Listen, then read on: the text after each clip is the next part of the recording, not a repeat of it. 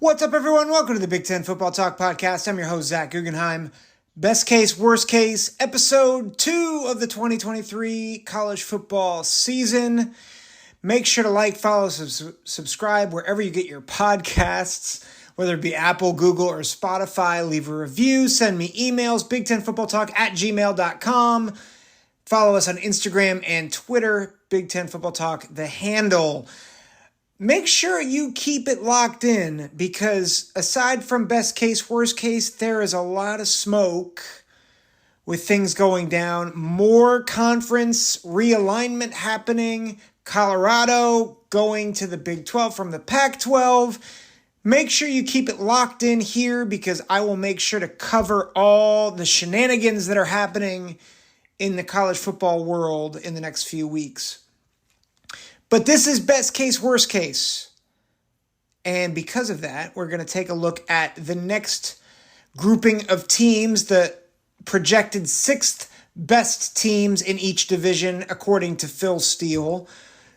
Not according to the Big Ten media, because the Big Ten media just met and shared their projections. And already there's disagreement between Phil Steele and myself and the Big Ten media. But we're going to go with Phil Steele's projections here. And so we're going to start with, this is Rutgers and Northwestern. And already, I feel like Northwestern should probably be flipped with Purdue. But we'll talk about that when we get to Northwestern. First, we're going to talk about Rutgers. Now, Rutgers often is the butt of many jokes. And yet, I think this season could be the year that they really do break through to bowl eligibility, which for Rutgers would be a major achievement. I think we forget last year that despite the fact that they finished 4-8, no one really expected them to go 4-8. A lot of people expected them to go like 2-10. Gavin Wimsatt was hurt for a number of weeks. A lot of their best players were hurt for a good chunk of the season. And in a program like Rutgers, if you lose your best player, you don't have a lot of depth to back it up. So in a lot of ways, even though they went 4-8 last year, they kind of overachieved. I don't think anyone expected them to beat Boston College, although Boston College wasn't great. I think a little people were nervous about Temple, although Temple was not good. And then people didn't know about Indiana because Indiana started very well last year. And so they won 4 games, and then they were 7 points away from being bowl eligible. They lost by 1 point to Nebraska. They led 13-0 in that game. They were only down 6. They lost by 6 to Michigan State. And I think for one other point of reference, against Michigan, they got blasted, but they led at halftime. And, for them to be able to do that, they were up 17-14 at half. And granted, you might say, well, Michigan sleptwalked, but you know what? They've hung tough with Michigan for 2 years in a row. So you have to remember there's context. I think Rutgers, for who they are and for the division they're in,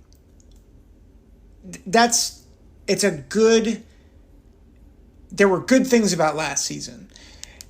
And so as we talk about best case, worst case, you have to understand context. But 2, you have to understand that while Rutgers is still, I think, very much one of the lesser programs in the conference, you might not realize how much they've improved and their potential. Which part of that is you have 3 teams in your own division that might be three of the top 5 teams in the country. That's how good Ohio State, Michigan, and Penn State are. I really think that aside from maybe top 6, I think Alabama, Georgia, and Clemson might be the only 3 teams that are better than those 3 teams. LSU might have a say, but Ohio State, Penn State, Michigan, they're all in the top 6, top 7, top 5. And they're all in the same division. So, that's 3 losses already for Rutgers. And probably double-digit losses. Not because Rutgers is bad necessarily, but because Ohio State, Michigan, and Penn State, I might put them up against any top 3 of any other conference, including the SEC. They're that good and that talented this year. So that stinks. Plus, you've got, I think, a stacked conference in general. So I think Rutgers is improving, and they're more experienced. So, if you look at their roster, Gavin Wimsatt comes back. He's a sophomore. He's explosive. He can run. He can throw. He just needs to be more accurate. But he was a work in progress last year. He was a freshman. Technically, he was a sophomore, but he was a redshirt freshman last year. 6'3", 220 pounds. I think if he makes a leap, and I think there's a lot of evidence to think that he can make a leap forward, this is a dangerous team with a quarterback that can hurt you with his arm and his legs. Make no mistake about it. From a raw talent perspective, Wimsatt is someone you don't want to face when he's on. As poor as he threw at times. But remember, he was hurt and he struggled. He was young. I like the potential of Wimsatt. He's a guy that I just wouldn't want to face on any given night. I think he could be that good. They have a lot of returning starters on the defense. Aaron Lewis, Keontae Hamilton, Wesley Bailey on that defensive line. Greg Schiano really, I think, is excited about his defensive line. Mayan Hanatu, he's a senior that's coming in at nose tackle. Big guy, 6'4", 295 pounds. They've got some guys there that I think they really like. Aaron Lewis is a third-team Big Ten performer. So, you've got some talent there. The linebackers, I think, there's some experience there. Obviously, they need them to take that next step, but they have a lot of experience there. Bailey, Jennings, and Powell. Their star, Shaquan Loyal, comes in, had 2 starts last year. And then your entire defensive backfield has starting experience. Longerbeam, Melton, and Igbenazin, all have starts under their belts for Rutgers. And then Flip Dixon out of Minnesota, he transfers over from Minnesota, had 6 starts there. And they've got length in that defensive secondary. Dixon is 6'2", 210 pounds. They've got guys, and they're maturing. They're juniors and seniors. On that defensive side of the ball, they've got everybody's a junior or senior except Shaquan Loyal, who's a sophomore. So that's their projected defensive starting lineup. On the offensive side of the ball, Sam Brown comes back. He had 1 start last year. He was a true freshman last year. Kyle Monungai is back, who I think underrated running back for them. A lot of their receivers are new, but they're transferring a lot of transfers. Gunnison Bloodgood, who's probably going to be a reserve, he comes in from Morehead State. Nassim Brantley, he's a senior, comes in from Western Illinois. Was very productive at Western Illinois. 8 starts, 893 yards. Chris Long, he comes back, had 200 yards in 12 games last year, so not great, but he has experience with the program, and honestly, nobody did great in that offense last year. So, some new blood at that receiver position. Johnny Langan returns as a senior. Good weapon for them, can kind of plug in anywhere, can be a wildcat quarterback for them. Had 296 yards as a receiver last year. And then the offensive line, 3 returning starters. Curtis Dunlap is the guy you want to look at. He's a transfer from Minnesota, had 16 starts under his belt, and then, had 12 starts a year ago at Rutgers. So, he came over from Minnesota in 21, started at Rutgers last year. So a senior, again, 2 seniors, 2 juniors, and a sophomore on that offensive line. And they're a big offensive line, all of them over 300 pounds. So they've got size. I think they feel really good about their lines. So I think in a lot of ways, I think if the offense can click a little bit, this is a team that I think has a real shot at bowl eligibility. Not like a 2% shot, or a 5% shot. Like everything has to line up. I think there is a strong likelihood, maybe not over 50%, but like a 30 to 40% chance that they're bowl eligible by the end of the season. And then looking at the schedule, I think it's a tough schedule, but it's not. It's manageable. It's manageable. It's the toughest part about their schedule is they play in the Big Ten East. But you get Northwestern and Temple and Virginia Tech to start the year. You go to Michigan, that's hard. Then you get Wagner. Then you go to Wisconsin, who's coming off a bye, that's hard. You get Michigan State at home, also they're off a bye. But Michigan State might be more manageable, and then you go to Indiana. Like that's not a tough. Like you've got a couple of really tough games in there, but it's also fairly manageable. And then the last part of the schedule is very daunting. So let's go through it. What's the worst case? Let's talk worst case first. You play Northwestern on a Sunday. Wimsatt hasn't progressed as much as we thought he would. Rutgers really struggles to get a feel. And Northwestern really, it's like win one for the Gipper kind of a thing, with everything that's going on in their program. Northwestern wins, and they win somewhat convincingly because of the craziness of the schedule. The game's played on a Sunday. Temple is improving. And even though they're hosting Temple, they lose to Temple in a heartbreaker. They lose on a field goal. Then they host Virginia Tech, and Virginia Tech is much improved under Brent Pry in his second year, and Virginia Tech beats them by a couple touchdowns. And then they go to Michigan, and they get blasted. None of this. It's close at halftime stuff. They just get trounced. From the word go. It's like 56-7. They get a reprieve. They play Wagner. They beat Wagner, but it's closer than it should be. They win by maybe like 10 points. And then they go to Wisconsin, and Wisconsin murders them.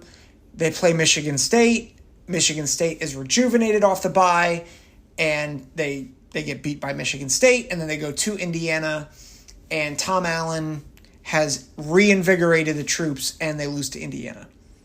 Bye week, play Ohio State, and Ohio State, they're coming off 2 really tough games, but they're ready for their annual get well game against Rutgers. Rutgers has never done well against Ohio State, and so they get blasted by Ohio State. They go to Iowa. They lose to Iowa, and they lose badly again to Penn State. And then Maryland, they get Maryland at home, but Rutgers is so beat up that they lose there, and they finish 1-11. Now, before Rutgers fans turn this off and get upset, a couple things to note here. Do you notice how hard the Big Ten schedule is for them? Their West crossovers are Wisconsin, Iowa, and Northwestern. Northwestern is tough. Or Northwestern is not that tough. But Iowa and Wisconsin are probably the best 2 teams in the Big Ten West and are probably going to be top 25 teams. So even if you go 1-11, it's like most of these teams are really, really good. You could be a better team than last year and still go 1-11. So that's where I'm getting, the worst case is reasonable, but I want to give you a best case that I also think is reasonable. And my projection will probably be somewhere in the middle. I'll probably actually aim around anywhere from 5 or 6 wins, just to give you an insight. I think the best case, they beat Northwestern. They beat them convincingly. They beat Temple convincingly. They're at home this year, even though they only won by 2 points. Virginia Tech, still not right from where they were a few years ago. And Rutgers starts 3-0. And then they battle tough against Michigan for 2.5 quarters, and then Michigan pulls away. Michigan's really good. They're not going to beat Michigan. But then they get Wagner in a get-well game, blast them, and then they keep it close against Wisconsin, but Wisconsin pulls away as they run the ball, and then Phil Longo's kind of the combination, the aerial attack, is just too much for them. They get Michigan State, but Michigan State's a little sleepy from their bye week, and they spring an upset on Michigan State. And then they go to Indiana, and they beat Indiana. And they go to the bye week 6-2. And that's actually, I think, very reasonable. I think they can beat Michigan State at home. I think they can beat Indiana on the road. I think they can beat Northwestern. I think they can beat Temple. I think they can beat Virginia Tech. And they'll definitely beat Wagner. Bye week, it gets really hard after that. I think Ohio State, at Iowa, at Penn State are all losses, even in the best case scenario. If you told me Iowa was at home, I'd be like, that could work. That could work. Yeah, it's not going to work. It's at Iowa and at Penn State. That's just, So, no. But then you get Maryland, and you get Maryland at home. And while I think Maryland is a borderline top 25 team this year, crazier things have happened. Mike Locksley, I've had a couple people say that they think I'm a little too hard on Locksley, but Locksley's coached some stinkers against lesser teams. And I could see a world where Rutgers kicks a game-winning field goal to go 7-5. And then they go to a bowl game, and they get a team that is manageable in a bowl game, and they go 8-5. Which, and a lot of this is predicated on Wimsatt taking the next step in his development, that he's consistent, that he's a threat in the run game, he's a threat in the pass game. The offense is not abysmal like last year. Because I think their defense is good enough to keep them in games if their offense can keep their defense off the field for a little bit. Their defense, I think, is good. I think the offense, if they progress, they will be. I think they'll be able to beat some teams that others may not think is possible. So I'm higher on Rutgers than I thought I would be. I'm certainly higher on Rutgers than I am Northwestern. So, Scarlet Knights fans, I think there's real opportunity to be encouraged here. Let's take a quick break, and then we're going to get to Northwestern. Want to make a podcast? Spotify's got a platform that lets you make one super easily, then distribute it everywhere and even earn money, all in one place for free. It's called Spotify for Podcasters, and here's how it works. Spotify for Podcasters lets you record and edit podcasts right from your phone or computer, so no matter what your setup is like, you can start creating today. Then you can distribute your podcast to Spotify and everywhere else podcasts are heard. Video podcasts are also available on Spotify, and when you want to take conversations with your fans to the next level, Q&A and polls are the best way to get them talking. With Spotify for Podcasters, you can earn money in a variety of ways, including ads and podcast subscriptions, and best of all, it's totally free. I highly recommend you give it a try. Download the Spotify for Podcasters app or go to www.spotify.com/podcasters to get started today. Welcome back to the Big Ten Football Talk podcast. We're talking Northwestern, best case, worst case. It's always hard to figure out a team after a major coaching shift and a major shift to the program. I don't know, as we're recording this, I don't know how many players are going to leave the program. I know at least one has already entered the transfer portal, and that others are probably going to follow. So this is a hard one to do because I think the reality is you could just lose total control of the program, and the worst case is 0 for 12. And I know people might hear that and be like, well, how could you say 0 for 12? Like, look at their schedule. Like, they play UTEP, they play Howard at 1-11. Howard, I don't think Howard can win. Although let me do a quick spot check here before I definitively say that. But I think there's a reality that you lose everything. Like, you lose absolute control, and then it's downhill from there. And so, like, even it's hard to tell with Northwestern, how are they going to respond as a program? The reality is, if all the coaching stuff aside,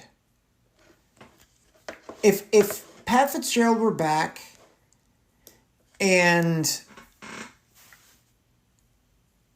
like the coaching staff were intact, I would at least have some faith that things would be a little bit on the up and up.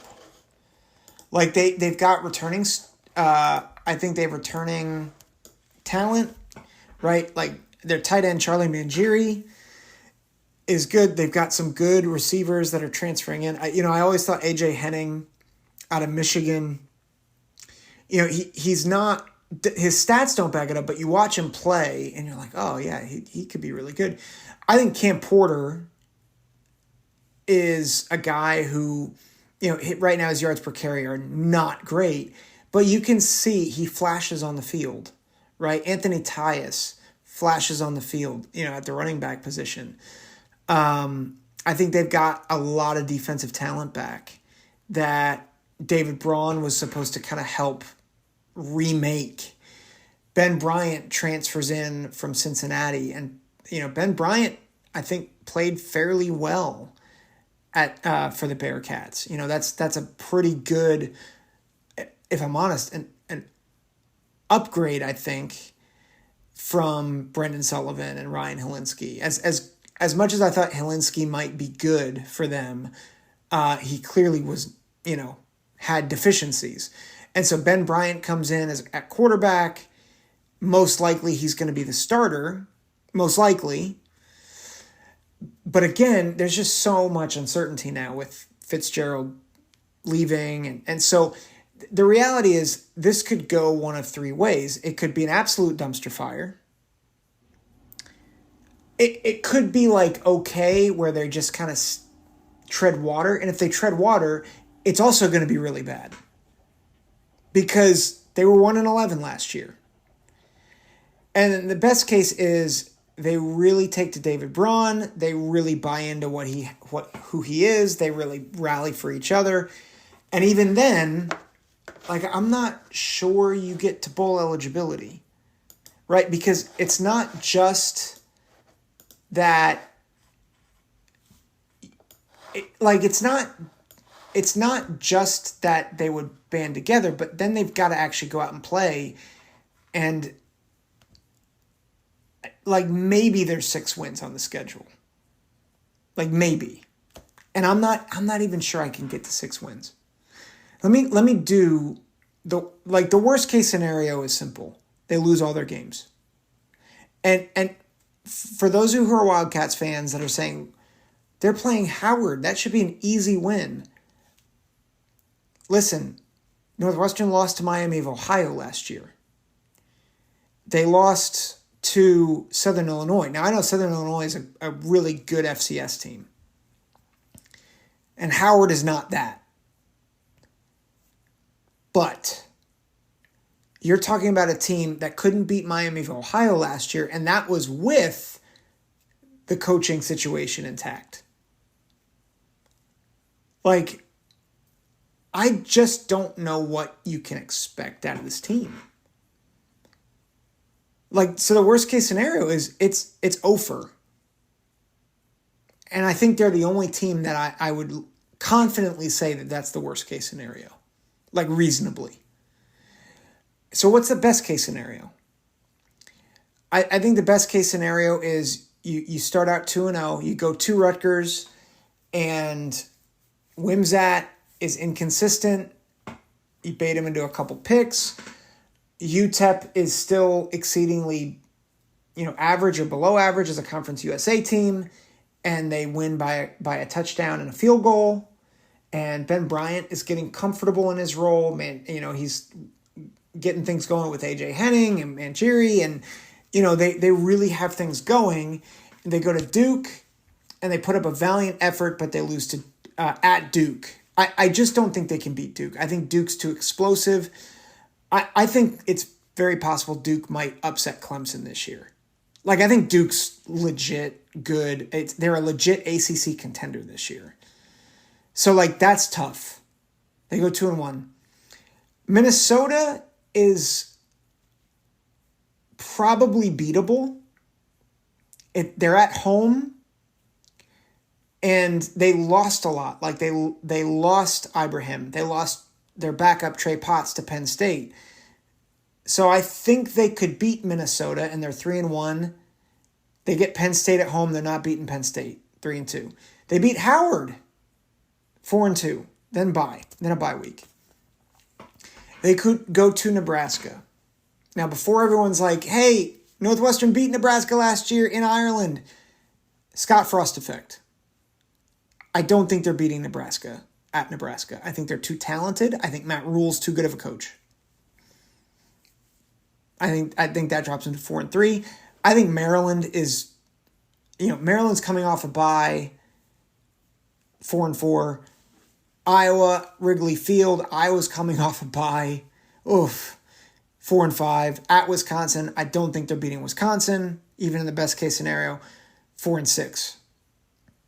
You finish with Purdue and at Illinois. I think in the worst case scenario, you can get both of them. So 6-6. But the best case, Purdue just never puts it together under Ryan Walter, and at Illinois they really feel the losses of DeVito at quarterback, Chase Brown at running back, the defensive backfield. So I think best case scenario for Northwestern is 6-6. I'd put the odds at 3%. And that's not a scientific measure. It's just I want Wildcat fans to understand, and Big Ten fans for that matter, between the schedule and the uncertainty and the void of talent, Northwestern has not been left in a very good place. And we have no idea about David Braun. We know he was a good defensive coordinator.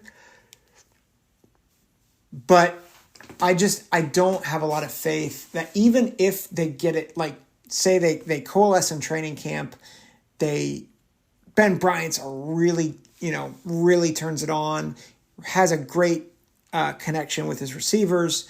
The offensive line gels. Defensive line, defense really solidifies and is a good unit. I still can't see anything better than 6-6 because it's not, the talent is not great. So even if they get all that together, you're talking about having to upset some teams. And there's just a lot of teams on the schedule. This is not the toughest Big Ten schedule. This is why I keep saying the Big Ten's a legit conference this year and has legit quarterbacks too. You look at the quarterbacks that he has to face, that Northwestern has to face. Gavin Wimsatt at Rutgers, Kalia Kamanis at Minnesota, Drew Allar at Penn State. I'm forgetting who it's going to be at Nebraska, but Tunga Bailoa at Maryland, Cade McNamara at Iowa, Tanner Mordecai at Wisconsin, Hudson Card at Purdue. Those are a lot of those names. Wimsatt's a work in progress. Kalia Kamanis is a work in progress, but the Minnesota coaches are high on him. like you just have, it's not your father's Big Ten. Like, you actually have a lot of decent to good quarterbacks in this league. And if you've got good quarterbacks and you don't have the talent around it, like if you don't have the talent to stop them, and if you don't have the talent to score with them, you're in trouble. So that's why I hate to be the bearer of bad news. I just don't think it's looking good for Northwestern. So 6-6 I think is the ceiling, but I think that's very, very tenuous. That'll do it for the Big Ten Football Talk podcast. Make sure to keep locked in as we continue best case, worst case, and also keep it locked in for any news on conference expansion. This is Zach Guggenheim. Take care. God bless.